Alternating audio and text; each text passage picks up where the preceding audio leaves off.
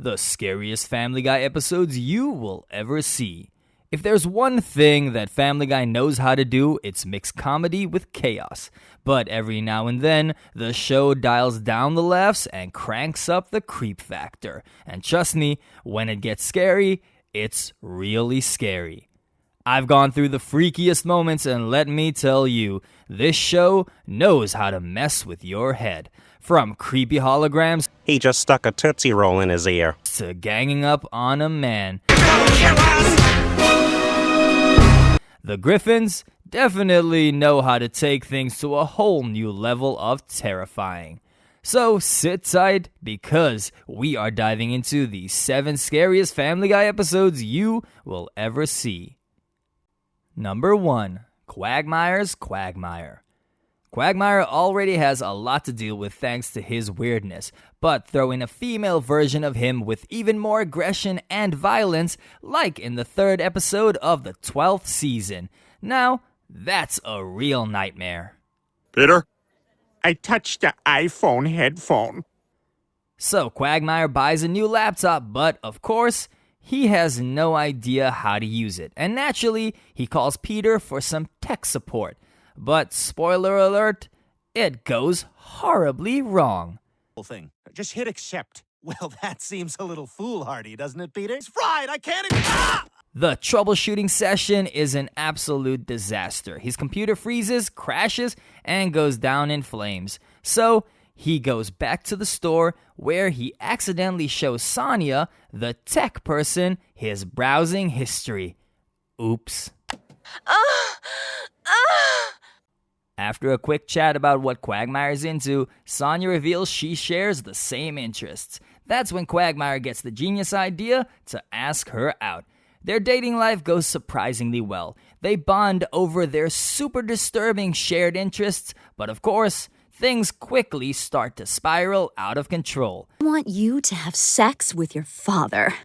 Quagmire wasn't giving up on Sonia, no matter how many red flags. One time, he even showed up to meet Peter wearing black shades. He took them off, and bam, it showed that he had 2 black eyes.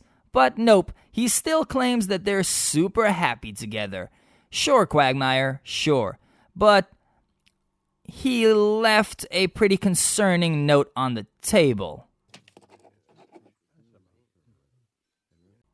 As Quagmire was heading out, Sonia was waiting for him, and trust me, you're not ready for how things went down. She tied him up, beat him, and then tossed him into the back of the car and drove off. So basically, Quagmire's sneaky link kidnapped him. One of your fantasies, right? Public humiliation? Ugh. Meanwhile, Quagmire's dad, Ida, shows up at Peter's place asking about Quagmire since he hasn't heard from him in days. They check out Quagmire's usual spots, but they can't find him. So, one guy tips them off to a unit at the Quahog Storage Center after hearing about Sonia. Apparently that chick's a complete psycho. They show up, hear Quagmire grunting behind a locker, open it, and surprise, he's hanging upside down, begging to be let go. And this is where it really gets interesting. Sonia shows up and gets her hands on Joe's gun. Yep, this is not going the way that anyone expected. You idiots should have minded your own business. Eventually, Sonia gets arrested and things seem to settle down. But honestly, did we avoid something truly disturbing here? I'm not so sure. Let's just move on to the next one before we get too creeped out. Number 2, Screams of Silence, the story of Brenda Q. In Family Guy Season 12, Episode 3, Screams of Silence, the story of Brenda Q, Quagmire and the gang team up for a mission that's, well, a little scarier than your typical Saturday morning cartoon. They're out to deal with Quagmire's sister Brenda's abusive boyfriend Jeff. And when I say deal with, I mean they're literally planning to kill him. Yep, definitely not your typical family bonding situation.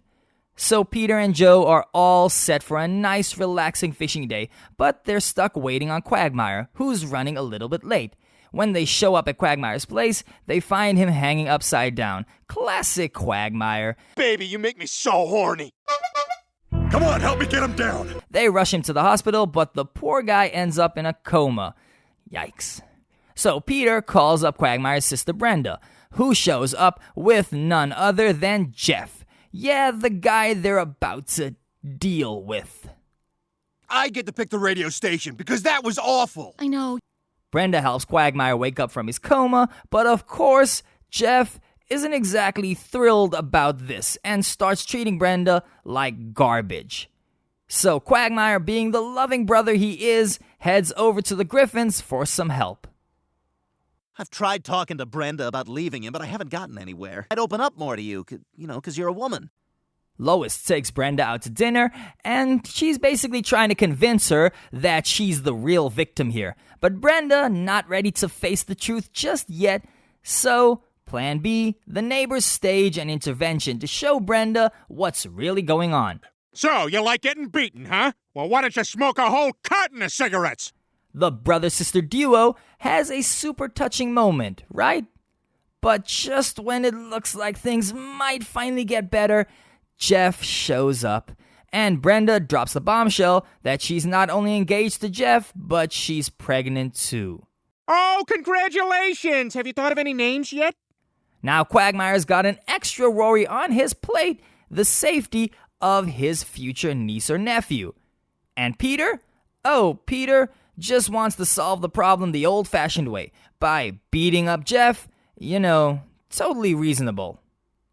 And a bunch of us guys get together and just go kick his ass. As a cop, Joe can get on board with that. But when they see Jeff beat Brenda, all those concerns just fly out the window. Let's waste this dick. So, the guys decide it's time to confront Jeff. And how do they do that? By inviting him on a midnight hunting trip. Jeff, being the psychopath he is, eagerly agrees. Out in the woods, Jeff overhears Quagmire's plan to kill him, so he pulls a gun and knocks Peter out, along with Joe. See you later, schmucks! Jeff forces Quagmire to drive deeper into the woods, planning to kill him, but Quagmire challenges him to a fist fight. However, when Jeff goes to dig Quagmire's grave, Quagmire gets in the car and runs Jeff over. It wasn't exactly how they planned it, but in the end, Jeff got exactly what he deserved. No more abusive boyfriend vibes. Let's see what makes the next episode scary. If you guess that it involves another murder, well, you're absolutely right. Number 3, the Fat Guy Strangler. Next on our list of the scariest Family Guy episodes is Season 4, Episode 17, The Fat Guy Strangler. And yes, it's just as insane as it sounds. When you think of scary stories, murderers always make the cut. Literally. This time, it's Peter and the gang running into some seriously freaky family drama. So, it all starts with Lois worrying about Peter's health. She forces him to go for a physical, and the results aren't exactly great. So, Doctor, is Peter healthy? We can't take any more shtick? Oh yeah, he's fine. He's just really fat. Oh, thank God. But this is Peter we're talking about. So, instead of addressing his health, he starts hula hooping. For some reason. You can guess how that ends. He knocks over a family photo, Lois picks it up and realizes the photo was folded to hide a mystery boy. Hold up. Plot twist? Lois has a long-lost brother? I didn't know you had a brother. I don't. I mean... Her dad denies it, but Lois isn't exactly buying it. She sneaks into the family records and discovers that his name is Patrick, so naturally she tracks him down. But instead of finding him at a house, Lois shows up at the insane asylum. Patrick explains that childhood trauma got him sent to the asylum, but he believes that his family just forgot about him. Pow! Right in the kisser! Ouch. Lois doesn't see any red flags though, and she brings him home, because what could go wrong, right? Well, Patrick introduces his wife to the family, and here's where things get really weird. His wife isn't real. She's an imaginary friend. And that's not even the craziest part. Lois, did you see that? He's nuts. Yes, he's even more imaginative than the people who invented singing. Things heat up when Patrick confronts Peter about his new fat positive coalition calling overweight people immoral. But Patrick tries to explain his trauma caused his views, but Peter, being Peter, makes things worse by dressing up as the very person from Patrick's past. Big mistake. Pow, right in the kisser. Pow, right in the kisser. The next day, the news reporters are talking about a local fat man that has been murdered. And surprise, surprise, the suspect's sketch looks just like Peter? Police released this sketch of the suspect. Sketch of a female accomplice believed to be his wife. To avoid being the next victim of the fat guy strangler, Peter lets his coalition buddies crash at his house. But what he doesn't realize is that one of them is actually the killer. Get these guys out of here. Patrick is the murderer. What? Brian eventually reveals the secret, and the group chases Patrick into the woods. They split up to search, but he seems to vanish without a trace. But Lois and Brian save the day just in time, threatening Patrick's imaginary wife to get him to release Peter. Yes, you heard that right. They threaten someone who doesn't even exist. Don't hurt her! Now let him go! Okay. Patrick finally apologizes and decides to return to the asylum. Honestly, though, don't you think that things could have been way scarier if they hadn't have pulled the fake wife card?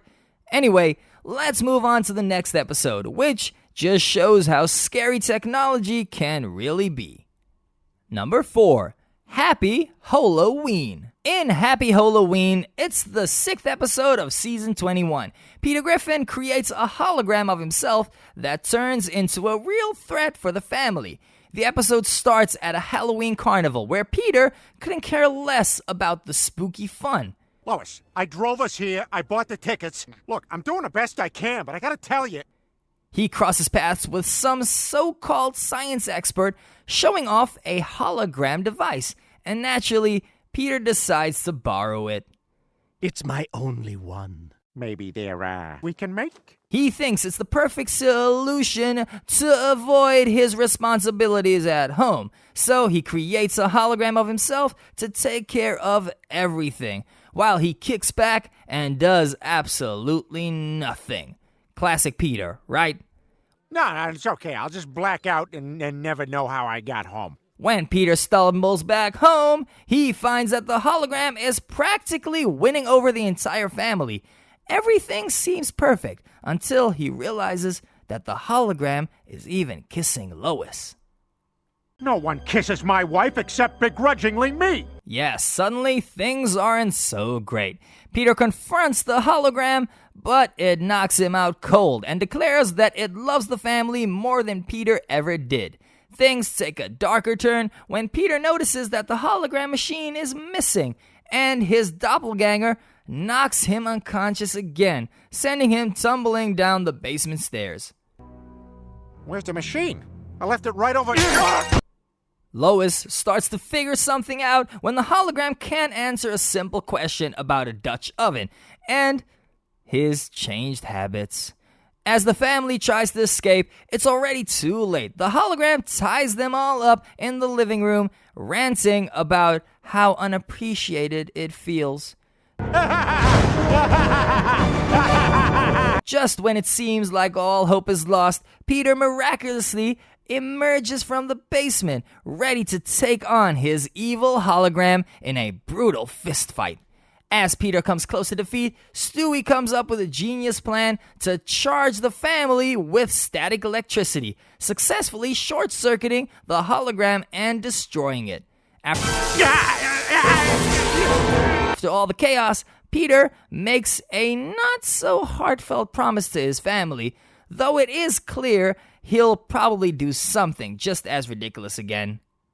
Believe it or not, that was not the only terrifying thing to ever happen on Halloween. Let's dive into the next one because it will unfold more. Number 5. Halloween on Spooner Street. In Halloween on Spooner Street, Episode 4, Season 9, Stewie and Brian plot a Halloween revenge, and it starts with Peter, who starts a prank war. Peter explains that every year, he, Joe, or Quagmire is a target of pranks, and this time, it's Quagmire. Terrified, Quagmire tries to stay under the radar, but he is not so lucky.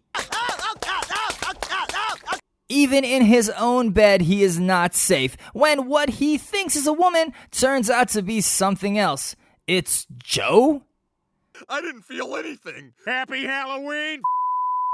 Meanwhile, Stewie gets freaked out when he sees a group of little monsters running around outside and decides he has to protect his home. Luckily, Brian steps in to explain they're just trick-or-treaters, but Stewie doesn't quite get it. We're under attack, Brian! By zombies and vampires and a Mexican princess! To help him understand, Brian takes Stewie out for his first Halloween adventure, and the two end up gathering a massive stash of candy. But things take a weird turn when Stewie loses sight of Brian and ends up face to face with 3 tough teens on bikes. And let's just say they're not handing over his Skittles without a fight. That's a nice bag of candy you got. Thanks, Duck Boy. When Stewie reunites with Brian, he demands revenge. Brian suggests taking the high road, which predictably ends with Brian being sprayed pink by the teens. Stewie? Oh, he's plotting something much bigger. First, we track down those teenage hoodlums and kill them all! Not content with that, Brian plans to get revenge on them. But over in a completely different situation, Meg is at a Halloween party dressed up as a cat playing Spin the Bottle. All right, let's go make some white water. The bottle lands on someone dressed as Optimus Prime, and they head off to the closet to make out. But after taking way too long, the horrifying truth is revealed. Chris? Meg? Yep, that's what Halloween is all about, getting traumatized. Meanwhile, Peter, Joe, and Quagmire are kicking back at the Air Force graveyard when Quagmire spots an old Japanese plane, like the one his grandfather used to fly. Feeling nostalgic, he decides to fire it up and take the boys on a ride, which turns into quite the adventure. Oh my God, stop, Quagmire! I don't want to die! Please don't kill us! Back with Brian and Stewie, they track down the teens to the backyard, where Stewie, in his most polite manner, threatens them with a rocket launcher. Hello! Just as a deal seems to be made, Stewie gets hit by a rock, causing him to tumble and accidentally misfire the rocket, and their plan fails.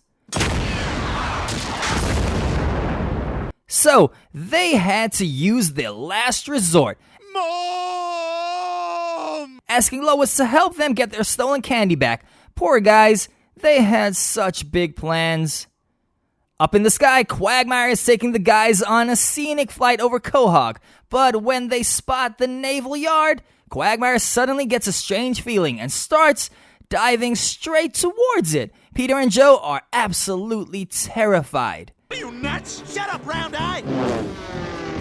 Then Quagmire starts speaking Japanese, and it looks like they might be in for some kamikaze-style crash landing. But surprise, Quagmire isn't even Japanese. Turns out, he orchestrated the whole thing as payback for Joe, tricking him into getting involved. Japanese? You're not? No! That was for making me have sex with Joe, you sons of bitches! Now that's a Halloween prank that'll give you nightmares. Next up, another murder, but this time, it's accidental. Yeah, Family Guy really knows how to keep you on the edge of your seat. Number 6, Peter Normal Activity. In Peter Normal Activity, Episode 4, Season 14, Peter and his buddies set out to write a horror movie, but things take a dark turn as they end up committing murder instead. May the sword be with you. You've been lucified. The guys are left frustrated after watching a disappointing sequel to one of their favorite horror movies. Feeling confident that they could do better, they sit down to brainstorm their own scary movie, but they quickly hit a wall. Quagmire, ever the problem solver, suggests that they need to find a fresh environment for some inspiration, and Joe proposes the old Quahog Asylum as the perfect place. I got it. The old Quahog Asylum. What? Oh, we can't go there. That place has been abandoned for years. They set up shop in a dusty abandoned theater room, but their creepy brainstorming session is cut short by some unsettling noises. Spooked, they try to leave, only to find themselves locked in, because of course they are. It's a horror episode. As they bumble through the asylum, they finally spot an exit and freedom! Or so they think, until a mysterious man with a hook hand shows up and starts chasing them.